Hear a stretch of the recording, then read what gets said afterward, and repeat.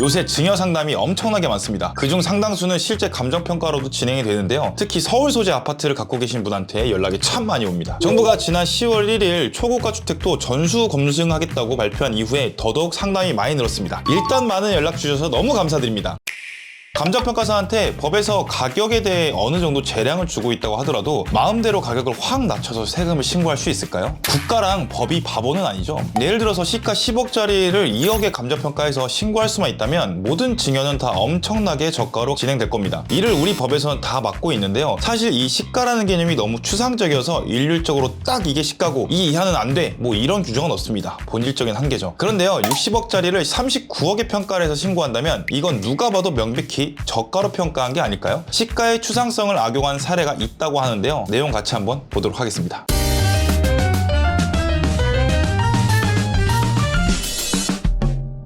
안녕하세요. 세상을 감정한 남자 김강산 평가사입니다. 오늘은 60억짜리 압구정 아파트를 감정평가로 39억으로 낮춰서 신고했다가 세금이 수십억 더 나올 수 있는 실제 케이스를 말씀드리겠습니다. 요새 서울 아파트의 증여가 엄청 증가하고 있습니다. 아파트 가격이 너무 뛰다 보니까 미리 자녀에게 집을 넘겨서 자녀가 나중에 부담해야 할 여러 세금을 줄이려는 자산가가 크게 늘어난 것이 그 이유 중에 하나인 것 같아요. 그래서 상담도 많이 하고 있는데요. 근데요, 요즘 상담을 하다 보면 뭐 여기는 어떻게 해준다는데 뭐 저기는 수수료 어떻게 해준다는데 뭐 이런 말을 하면서 무리한 요구를 하시는 분들이 종종 계십니다. 일단 저는 다 쳐내고 있고 제가 생각했을 때 적정한 감정평가 요것만 하고 있는데요. 그래도 이런 분들이 다른 곳에서 어떻게 다 감정평가 하긴 하시더라고요. 개인적으로는 그거 보면서 위험한데, 요새 위험한데 뭐 이런 생각하고 있었는데 최근에 나온 과세 당국의 스탠스를 보면요, 저가평가하면 이제는 100% 다 걸릴 것 같습니다. 국세청이 최근 발표했는데요, 강남 4구 마용성 아파트 증여 2077건 전부 다 뒤집어 본다. 왜 이렇게 할까요? 이유는 단순합니다. 집값 상승 속에 감정가 축소, 부채에 낀 꼼수 등 편법 증여가 반복되기 때문입니다. 대상은요, 올해 1월에서 7월, 그러니까 상반기죠. 이 중에 강남 4구랑 마용성 아파트 증여로서 2077건이고 증여세 신고는 이 중에 11월 현재 증여세 신고 기한이 지난 경우로서 이 중 1699건이 신고되었습니다. 매매 사례 가액 등 시가로 신고한 건수는 이 중에 1068건이고 631건은 공동주택 공시가격으로 신고했다고 하네요. 공시가격으로 신고한 631건 중에 시가보다 현저히 낮게 신고한 부동산은 국세청이 직접 감정평가해서 시가로 과세할 예정이라 하는데요.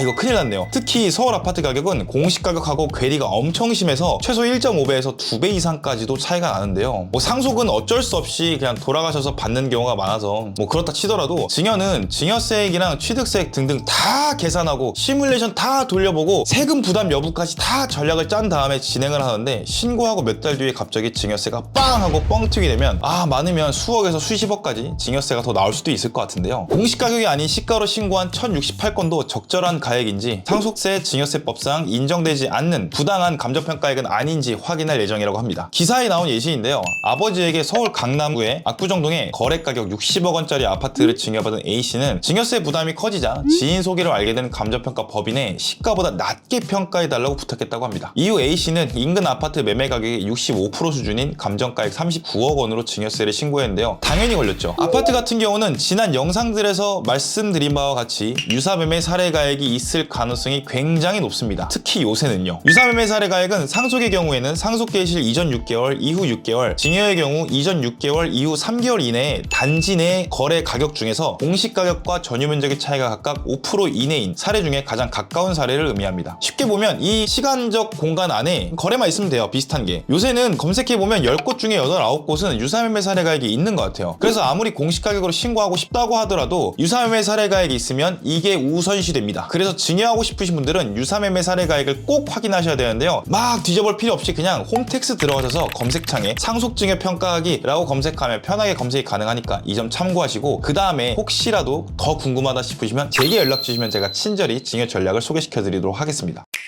아무튼 기사에 따르면 유사매매 사례가액이 아마 60억이었을 것 같고요. 감정평가를 39억에 하신 것 같은데 제가 가타부타 말하기 좀 그렇습니다. 구체적인 사정은 좀 봐야긴 해야 될 것 같은데 좀 낮은 금액인 것 같긴 해요. 이 건은 국세청에서 재감정을 해서 원감정과의 차이를 내보고 그 다음 절차에 들어갈 것 같은데요. 만약에 재감정이랑 원감정이 차이가 크게 된다면 첫 번째, 원감정인 39억은 인정이 안 되고, 두 번째로는 재감정을 기준해서 시가가 확정이 됩니다. 세 번째, 가장 무서운 거, 그리고 감정평가법인은 시가 불인정 감정기간으로 지정될 수가 있어요. 즉 세무서가 공식적으로 이 법인은 믿을 수 없다 이렇게 찍어버리는 거죠. 그러면 세금 관련 평가를 한동안 못할 수도 있습니다. 결국 감정가액이 지나치게 낮으면 두 가지가 발생하는데요. 첫 번째, 원 감정가는 취소되고요. 두 번째는 재감정한 금액으로 세금이 확정되기 때문에 세금이 수억에서 수십억, 엄청나게 더 나오게 됩니다. 왜냐면 이런 고가 아파트는요 1억만 평가가 달라져도 세금 차이가 어마어마하기 때문에 그래요. 그런데 이 사례처럼 65억짜리를 39억에 평가를 했다. 그러면 과표 차이가 21억이고 이게 만약에 60억으로 인정이 된다면 세율이 최대 50%, 할증까지 있으면 최대 60%까지 더 세금이 나올 수도 있습니다. 어마어마한 금액이 확 튀어나오는 거죠. 결국에 답은 하나예요. 증여를 하신다면 세금이랑 리스크를 잘 다루는 감정평가사한테 맡기는 게 제일 좋습니다. 그리고 너무 낮은 금액을 그냥 감정평가해버리는 것도 이렇게 리스크가 커요. 증여평가에서 가장 중요한 거는 가능한 한 합리적으로 그리고 국세청이 인정할 수 있는 수준으로 평가하는 것입니다. 그 기준은 단순히 아파트 몇 개 평가해본 사람이 아니라 국세청의 사무처리, 시가 인정 기준, 감정평가의 법적 요건까지 다 이해한 전문가가 해야 됩니다. 특히 강남 4구 마용성 같은 고가 지역은 평가가 1, 2억만 어긋나도 바로 조사해요. 세금의 언어를 이해하고 있고 국세청 재감정 리스크를 실제로 이해하고 있는 사람을 선정해야 됩니다. 오늘 사례는 단순한 뉴스가 아닙니다. 사실 국가에서 겁주는 거예요. 이렇게 하지 말아라 이렇게 하는 건데요. 그래도 지금 이 순간에도 강남권에서 똑같은 방식으로 증여하시는 분들이 굉장히 많습니다. 압구정, 청담, 노년, 한남 같은 고가 아파트 증여는 이제 감정평가를 어떻게 하느냐 요게 수십억을 좌우합니다. 감정평가를 낮게 받는 게 중요한 게 아니라 안정되게 받는 게 중요한데요. 증여 상속세 전문 감정평가를 하는 사람에게 맡기시기 바랍니다. 리스크는 한번 터지면 돌이킬 수가 없습니다. 오늘 내용이 도움이 되셨다면 구독과 좋아요 한 번씩 부탁드리도록 하겠습니다. 저는 세상을 감정한 남자 김강삼평가사였습니다. 다음 영상에서 또 찾아뵙도록 하겠습니다. 빠이빠이.